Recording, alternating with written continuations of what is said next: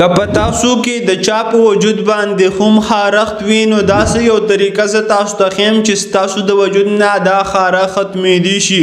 او دویمه دا خبره که دا خارښت ستاسو په ټول کور باندې وي نو دا خارښت ستاسو د ټول کور نه هم ختمېدی شي که چېرې تاسو دا طریقه ورسره وکړئ. او دا خارښت داسې خارښت وي چې اکثر تاسو ته تکلیف د شپې په ټایم کې زیات درکوي وجې د دې نه چې کوم جراثیم په دې خارښت کې موجوده وي کوم ته چې موږ سارکوپیس کیبای وایو نو دا جراثیم د شپې په ټایم کې په پښتو کې به موږ دا وایو چې راویښ شي چې بیا تاسو ته ډېر زیات تکلیف درکوي. او دا خارښت ستاسو په ټول وجود باندې هم کیدی شي که چېرې ستاسو په ټول وجود باندې نه وي نو ستاسو چې کوم سپینې دي په هغې باندې کیدی شي ستاسو چې کوم تخرګونه دي په هغې باندې کیدی شي او ستاسو چې کوم لاسونه دي او د هغې کې چې کومې ګوتې دي نو په دې ګوتو په منځو باندې هم دا خارښت کیدی شي. او دا خارښت بیا دومره زیات سختوالی طرف ته لاړ شي چې کوم ځای تاسو وګروئ نو په هغې باندې نشانې راشي او د زخم والا سره سره نشانونه راشي.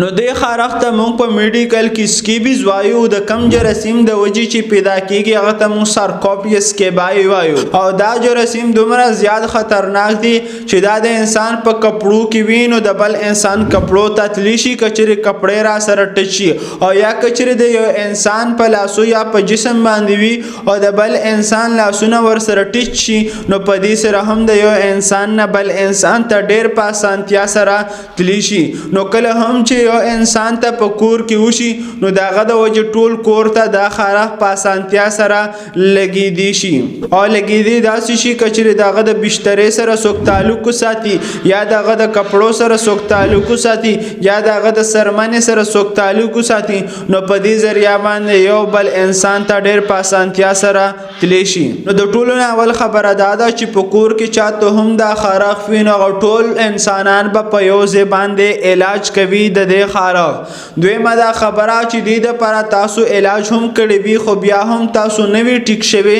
نو دې دپاره دا احتیاط به تاسو ضرور کوئ. نو کله هم چاته چې دا خارښت وي او تاسو په یو ځای باندې د ډاکټر نه علاج وکړئ چې په هغې کې تاسو ته میډیسن هم درکولی شي کریم هم درکولی شي او لوشن هم درکولی شي چې په هغې باندې به تاسو هر سهار به لمبېږئ. نو د دې سره به تاسو بیا دا احتیاط ضرور کوئ چې ستاسو په کور کې څومره بسترې دي یا څومره ستاسو کپړې دي یا څومره ستاسو تولیې دي یعنې د استعمالولو چې کم سامان دی هغه به تاسو ټول په ګرمو اوبو باندې ووینځئ چې د دې سره ستاسو په کپړو کې او ستاسو په بسترو کې او ستاسو چې کمې تولیې دي په هغې کې که چېرې دا جراثیم وي نو دا جراثیم د هغې نه ختم شي. او کله چې د هغې نه ختم شي نو دا خارښت بیا تاسو ته نشي راتلی که چېرې تاسو په ټول په شریکه باندې په یو ځای باندې دا څیزونه په ګرمو اوبو سره ووینځئ چې د دې سره ستاسو په کور کې دننه کم خارښت دی دا ورسره مکمل ختمېدی شي. او که چېرې تاسو علاج هم نه وي کړی نو 50% دا